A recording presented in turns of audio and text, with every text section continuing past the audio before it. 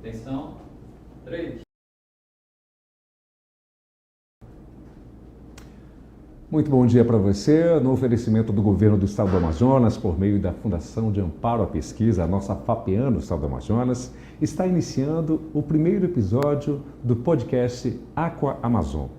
Vamos tratar de um assunto importantíssimo para a região amazônica no mundo, que é a aquicultura.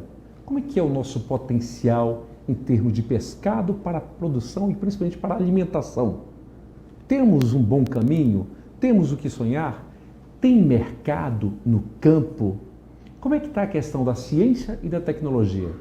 Senhoras e senhores, hoje, para a gente se aprofundar sobre esse tema, temos uma das maiores autoridades sobre aquicultura no Brasil e no mundo. Vamos entrevistar o nosso engenheiro agrônomo com mais de 30 anos de experiência, mestre em aquicultura pela Auburn University dos Estados Unidos, sócio da Nova Aqua, empresa especializada em tecnologia de mercado na aquicultura, presidiu a Comissão de Aquicultura na Confederação de Agricultura e Pecuária do Brasil, o CNA, e foi conselheiro nacional da Aquicultura e Pesca pelo CONAB. Senhoras e senhores, recebemos aqui no Aqua Amazon nosso querido Eduardo Ono. Eduardo, seja muito bem-vindo. É um prazer e uma honra ter você aqui conosco. Seja bem-vindo e para a gente começar de uma forma bem prática, resuma Eduardo Ono para a aquicultura no Brasil. Bom dia a todos, obrigado pela oportunidade. Bom, o que eu posso dizer sobre a minha pessoa dentro da aquicultura? Como você mesmo já falou, eu estou na atividade há mais de 30 anos, né? Lá desde a época da minha graduação. Na realidade, naquela época eu não olhava a aquicultura, né, como uma profissão, né? Era uma coisa nova, acho que para todo mundo na época ainda, dentro da área do agro. E aí, à medida que a gente vai avançando nos estudos, né, eu fui descobrindo o que era a aquicultura no mundo, né, e fui descobrindo o potencial que essa atividade tinha no Brasil e resolvi me aprofundar nos estudos, né, exatamente para olhando isso como uma profissão, né. E aí, desde então, a gente vem participando dessa atividade tanto na área da pesquisa como na área privada, né, produzindo, trabalhando como consultor, projetistas, né, e assessor dentro dessa área, né, e num passado mais recente também contribuindo na discussão das políticas públicas, né, na construção das políticas públicas, exatamente para tentar ajudar esse setor que tem um potencial tão grande, né, para o Brasil e já é grande no mundo, mas que tem tanto potencial para crescer no Brasil, a alavancar, né? Então essa é basicamente a minha história de uma forma bastante breve, né, da atuação nessa área. Ok. Gente, em relação a potencial, vamos iniciar esse tema falando de algo importantíssimo. No geral, Eduardo, como é que você classifica a questão da nossa importância da Amazônia na aquicultura no cenário internacional? Em termos de números, ainda somos pequenos, né? Mas eu posso dizer, sem medo de errar, que está todo mundo de olho na Amazônia, né? Não só na aquicultura, obviamente, mas em tudo que a Amazônia oferece, mas também na aquicultura, né? Então, não é novidade para quem é do setor que o nosso tão conhecido tambaqui já venceu pelo menos 2 prêmios internacionais em concursos, né, de melhor pescado, né, como uma novidade, né, no mercado. Então, tanto num evento internacional que ocorre anualmente na Europa, como nos Estados Unidos, o nosso tambaqui já foi comprovadamente reconhecido como um pescado de excelência. Então, obviamente, isso chama a atenção, né, de todo o mercado, de todo mundo que está trabalhando na área, para o potencial que existe não só para a espécie tambaqui, mas todas as espécies da Amazônia, como produto, né, desejado, na realidade, ainda muito pouco conhecido fora do Brasil, né, mas um produto desejado quando as pessoas têm a oportunidade de provar. Então, esse é o potencial que tem, embora ainda, como eu falei, nós temos uma representatividade em números bastante pequena a nível de mundo. Gente, o Pod Aqua Amazon é uma iniciativa do Instituto Nacional de Pesquisas da Amazônia, o nosso querido INPA. E aqui, Eduardo, a gente aproveita para agradecer toda a audiência em nível de Brasil, para quem está acompanhando, a todos os pesquisadores, alunos, profissionais da área, enfim. A gente está falando de uma cadeia importantíssima e, é claro, de um potencial maravilhoso que é o potencial do nosso pescado em nível de consumo.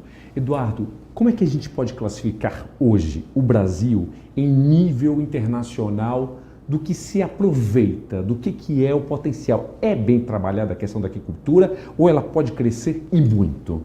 Não, com certeza nós temos o potencial ainda latente de crescimento, né? Muitas empresas, inclusive, olham para o Brasil como uma nova fronteira para o crescimento dessa atividade. Nós temos ainda muitos gargalos do ponto de vista da burocracia, principalmente, né? É muito difícil trabalhar no Brasil, são muitas regras, as regras mudam a toda hora, né? Então, isso é um dos grandes gargalos que tem, porque o potencial de clima, né, de área, de espécies, isso já é reconhecido, todo mundo já tem, né, noção, né, do que a gente pode produzir.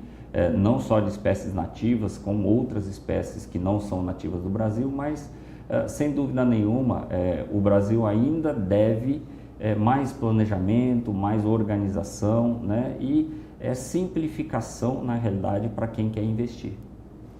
Ok, aproveitando esse ensejo, eu queria que você voltasse agora um pouquinho para o passado e para falar para todo o nosso público, que é composto basicamente também por muita gente da pesquisa, ou seja, do campo.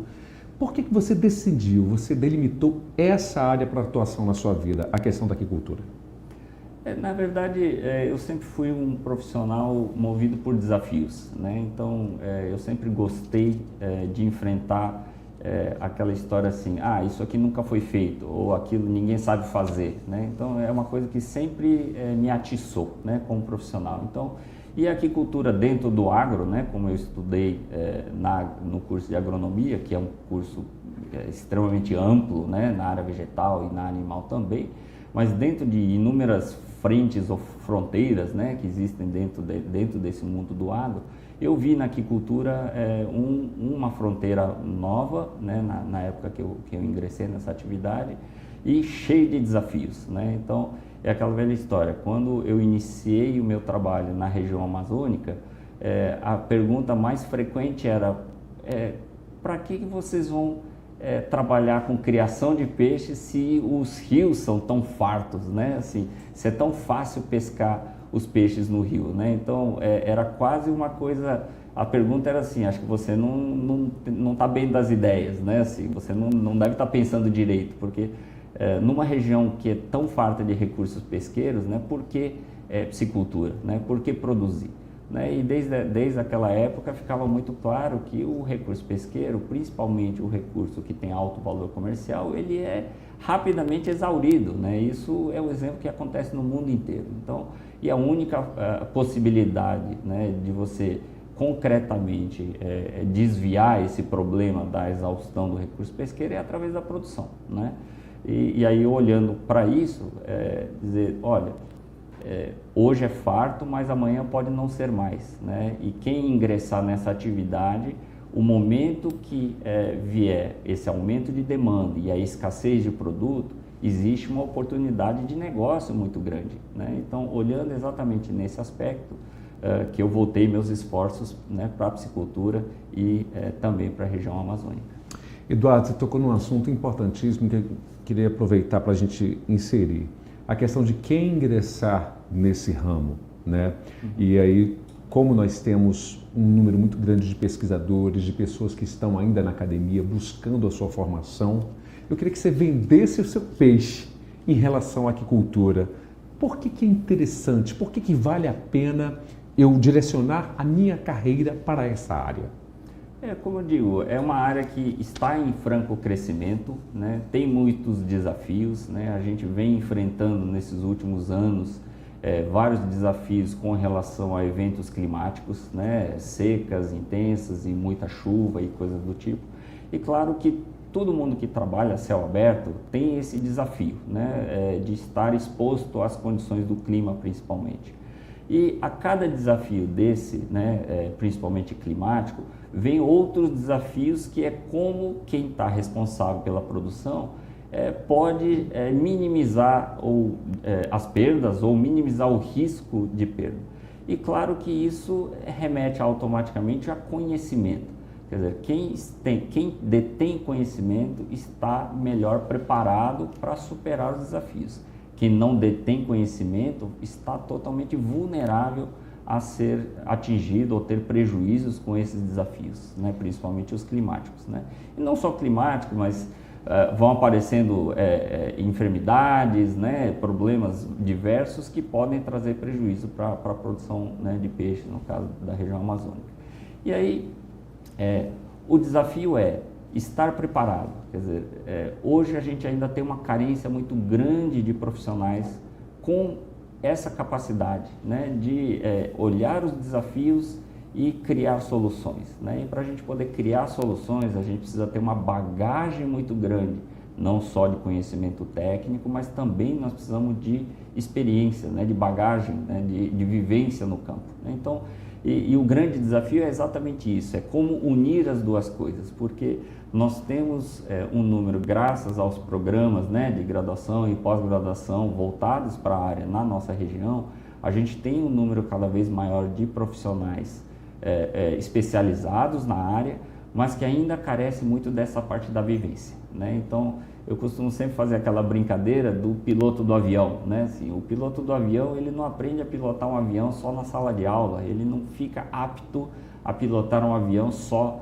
fazendo aula teórica e simulador. Ele precisa ir para a prática, ele precisa acumular centenas de horas de voo para poder estar apto a comandar um avião. Ter a segurança necessária, né? Exatamente isso. E, né, estar pronto para desafio. Imagina o que um piloto de avião não tem que enfrentar de desafios todo dia. A responsabilidade. Né? A responsabilidade, mudança de clima e um monte de coisa, né? Então, eu faço, né, essa análise, mais ou menos fazendo esse comparativo com o que acontece com todo mundo que está no agro, e a aquicultura talvez é um pouquinho mais ainda, porque o ambiente aquático é diferente do nosso terrestre, né? A gente vive no ambiente terrestre, né? Os animais aquáticos estão dentro d'água, então a dificuldade às vezes de compreender, né, o que acontece debaixo d'água para nós é maior do que compreender o que acontece fora d'água, né? Então, esse é o ponto. Então, acho que o desafio quem gosta de desafio, a aquicultura é um prato cheio, tem muitos desafios,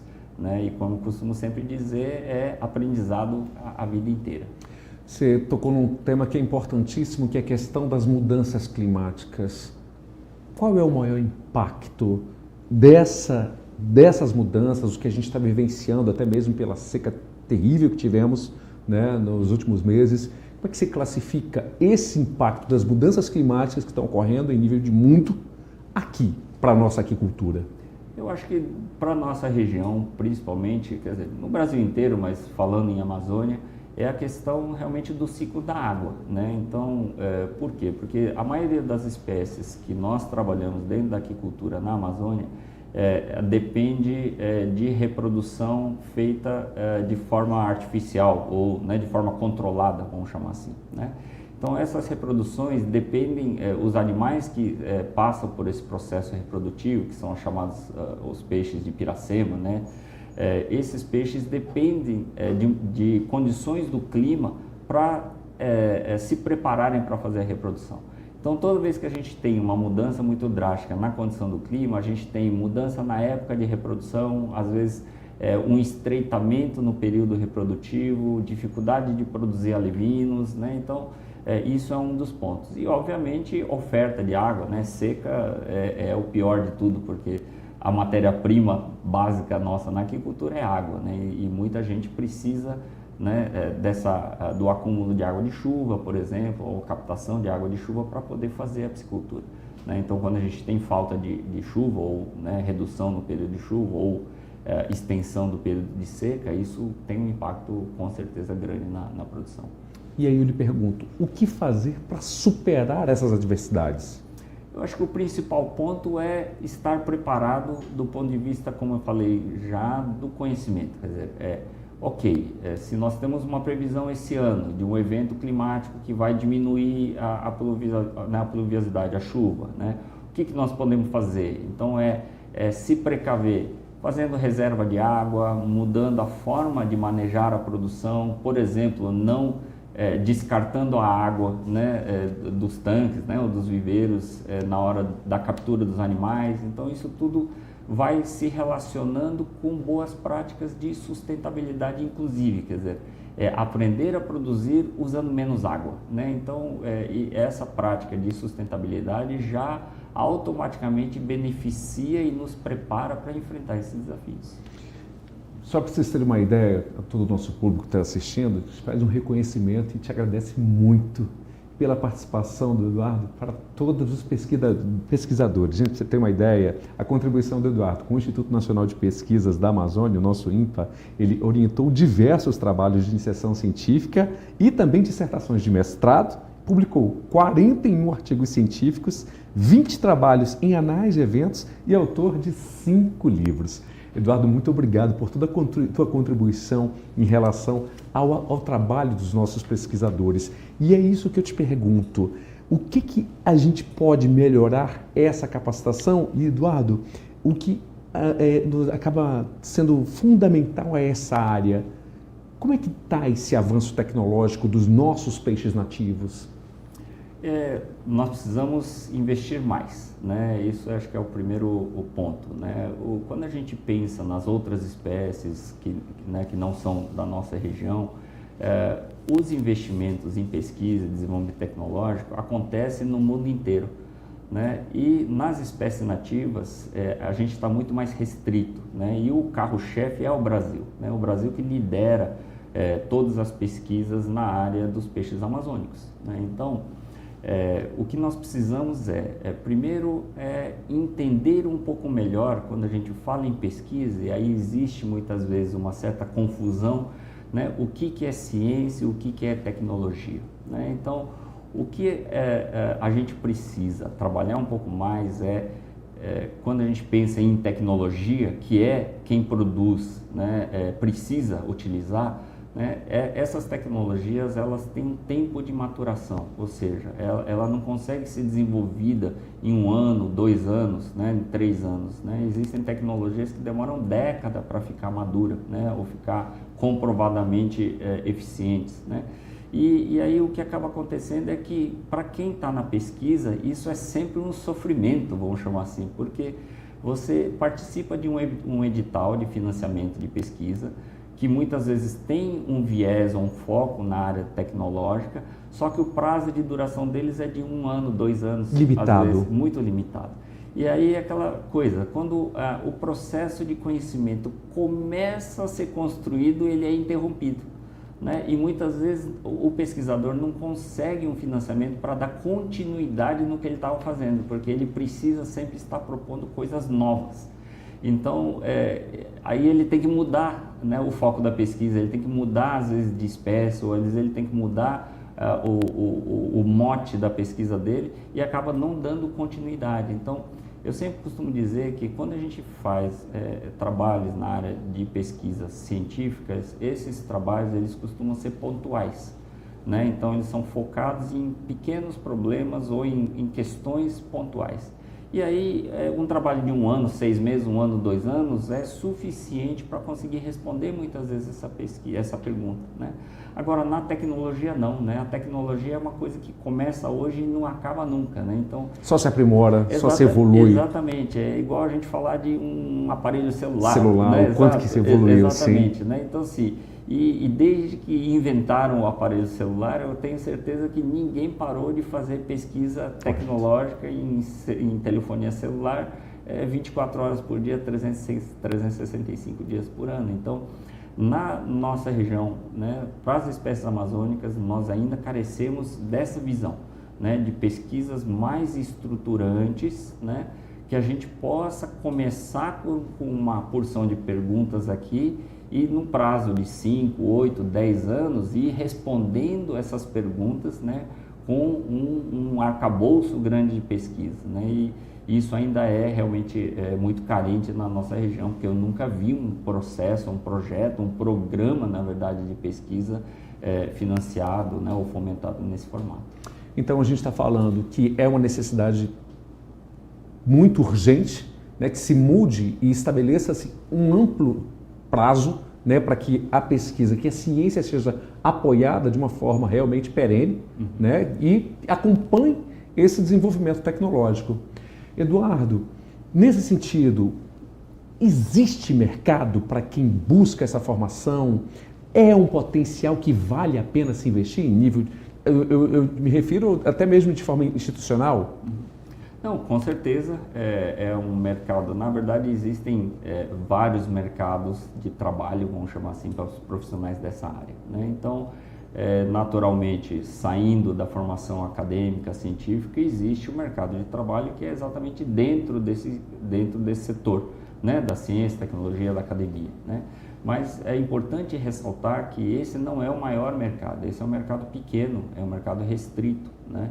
Agora, o grande mercado está realmente na área privada, né? Então, são nas empresas que produzem ou mesmo o egresso, vamos chamar assim, ter a sua iniciativa própria, virar um empreendedor, né? Está muito em voga a questão das startups. Exatamente, né? Então a gente tem vários egressos aí que já partiram para essa área das startups, né? E tudo mais, que eu acho que o Brasil precisa incentivar, inclusive mais isso também. E de uma forma geral, né? Então assim, a gente que está sempre envolvido tanto nas conversas dentro das rodas acadêmicas, científicas e tudo, e também no setor empresarial, eu ouço queixas constantes dos empresários dizendo que não conseguem profissionais qualificados para contratar.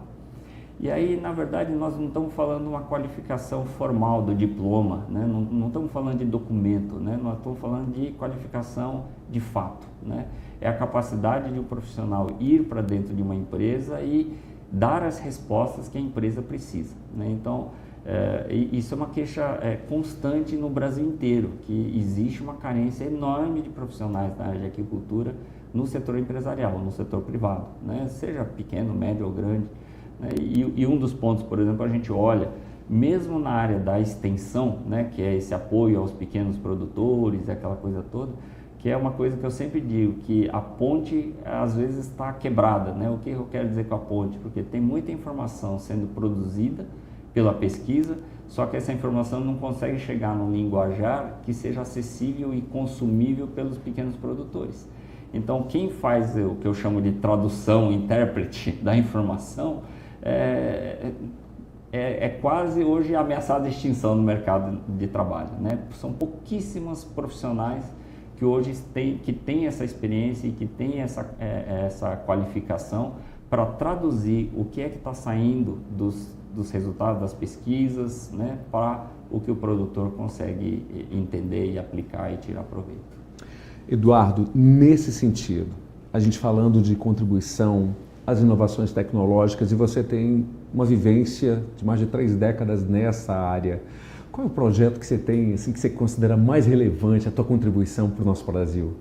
Eu acho que uma das frentes, na verdade, talvez que eu tenha mais contribuído, tenha sido lá no início da minha carreira, né, e ao longo dela, com relação à produção de espécies carnívoras, né? Então, quando eu ingressei na aquicultura, existia vamos dizer assim, uma regra que se dizia que produção de espécies carnívoras era inviável, que não existia possibilidade de produzir porque era economicamente inviável, que é tecnicamente inviável e tudo mais, né? E uma das frentes de trabalho, na verdade, inclusive que me trouxe para a região amazônica, foi o desafio de desenvolver tecnologias para a produção do pirarucu em condições controladas, né? Esse foi o grande desafio, na verdade, que me trouxe para a região norte, né? E, felizmente, com o apoio de outros profissionais que trabalhavam junto com a gente, nós conseguimos superar essa barreira. Então, eu posso dizer que talvez eu tenha sido um dos pioneiros aí a trazer o pirarucu, né, do que tinha que ser alimentado com peixinho, né, e aquela coisa toda, a fazer essa transição para que ele pudesse ser produzido 100% à base de ração, por exemplo, ração balanceada, né? Então, essa acho que foi uma das contribuições que eu trouxe para essa região e para a aquicultura, né? Porque essa mesma técnica, essa mesma tecnologia depois foi replicada para outras espécies carnívoras, né? Então, que não são carro-chefe, porque são espécies caras, né, de serem produzidas, mas que têm o seu nicho de mercado importante, valorizado, que continua a ser produzido. E eu acho que a outra grande contribuição que eu tenho dado nesses anos todos, na nossa região principalmente, é com a formação de pessoas, né? Então, eu acho que eu já perdi as contas de quantas centenas de cursos de capacitação eu já fiz, tanto para técnicos quanto para produtores em toda a nossa região, não só na região amazônica, mas como no Brasil como um todo. Eduardo, daqui a pouquinho, a gente, infelizmente, o tempo é curto, mas ainda temos tempo para que você coloque. Você falou uma palavra chamada sustentabilidade, que é importantíssima até mesmo para a gente lidar melhor com as necessidades até urgentes, que é o caso das mudanças climáticas. Tua visão de futuro, e junto com a tua visão de futuro, eu queria que você comentasse um case de um país que trata a aquicultura como você gostaria de ver o Brasil tratando. Eu acho que nós temos aí vários exemplos. Eu dou um exemplo de aquicultura no mundo que eu admiro muito, é a Noruega, né? A Noruega é um país que investe muito, na verdade, no desenvolvimento tecnológico, né? Não só no desenvolvimento tecnológico, mas pensando em eficiência, né? Pensando em meio ambiente, né? Eu acho que é um exemplo. E aí é um país que virou exportador de tecnologias, né, para outros países. Um exemplo disso é o salmão do Chile, que está próximo de nós, né? Então, uma das coisas chaves, né, pode-se dizer, do sucesso da salmonicultura no Chile foi exatamente a exportação de tecnologia que a Noruega fez para eles, né? E a Noruega continua, né, na ponta, ela é vanguarda em muitas tecnologias, em equipamentos, né, processos produtivos, né, e tudo mais. Então, e aí o que eu olho como um exemplo que poderia servir para nós é exatamente o que eu chamo de ordenamento da pesquisa. Quer dizer, elencar prioridades, juntar todos os especialistas da área e vamos desenvolver e resolver aquele gargalo. Vamos, né, dar um caminho e solucionar aquele gargalo, né? É foco, né? Que é uma das coisas que eu acho que ainda o Brasil carece um pouco. A gente dá tiro para todo lado e às vezes se perde no meio disso, né? Exatamente pela falta de foco. Então, eu acho que a grande palavra, na minha visão, é foco na pesquisa. Nós agradecemos aí a participação do nosso Eduardo Ono, que é uma referência em nível de Brasil. E, gente, antes de finalizar, vamos garantir esse espaço. Todas as pessoas que enviaram suas perguntas, o próprio Eduardo vai ser comunicado e vamos fazer todo o esforço para poder responder, para que todos os pesquisadores tenham acesso às suas respostas. Agradecendo muito a sua participação. Agora, Eduardo, a Ana Carolina Nacaut, que é doutoranda do PPG Agricultura, da Universidade de Newton Lins e do INPA, ela citou o seguinte: o que poderia mudar para se adequar o mercado da agricultura no setor privado? Eu acho que principalmente é assim, além do conhecimento que já se tem, né, de ciência e tecnologia dentro da formação, eu acho muito importante que quem pensa, né, em olhar para esse mercado de trabalho na área privada precisa entender mais sobre gestão, precisa entender mais sobre planejamento, precisa entender um pouco mais sobre mercado, quer dizer, conhecimentos na área de negócios, né? Então, e isso é o que falta, porque na realidade em qualquer profissão, se vocês puderem olhar, né, na engenharia, não importa, em qualquer área, todo profissional que ascende, ele sempre vai para um cargo de gestão, seja um gerente de produção, seja um diretor técnico, seja para onde for. E aí o conhecimento técnico pontual que ele tem, ele se dilui, na verdade, em termos de importância. Ele precisa aprender a liderar equipes, né? E a maioria dos profissionais que a gente tem na área da aquicultura não tem essa formação. Então, não consegue ascender, né? Ele entra como um técnico, mas ele não consegue passar dali, exatamente pela falta de conhecimento nessa área. Deu espaço para mais uma perguntinha com o seu poder de síntese. O Daniel Belvilacqua, do IFAM, ele quer a tua opinião em relação à inteligência artificial aplicada na aquicultura. Com certeza é um caminho sem volta, né? Eu sempre digo assim, só que nós temos que olhar isso com muita cautela. Certo. Porque a inteligência artificial, apesar de trazer muitos benefícios para nós, às vezes traz informações que não tem nem pé nem cabeça, né? Então, o profissional que utiliza a inteligência artificial não pode deixar de ter o seu poder crítico sobre o que ele está recebendo. Ele tem que saber se o que ele está recebendo faz sentido ou não, né? Não podemos confiar cegamente nessa tecnologia. Muito obrigado, então, pela sua participação, Eduardo Ono. Lembrando a você que você pode enviar mais perguntas, que a nossa produção vai entrar em contato com você. E eu quero agradecer aí a participação do Eduardo, parabéns pelo seu trabalho. E agradecer também ao Instituto Nacional de Pesquisas da Amazônia e, é claro, a toda a produção. Gente, no próximo programa nós vamos informar pelas redes sociais e você vai ficar ligado com muito mais informação para você no nosso podcast chamado Aqua Amazon. Uma excelente semana para vocês e até o próximo programa. Eduardo, muito obrigado pela sua participação. Eu que agradeço pela oportunidade e até a próxima.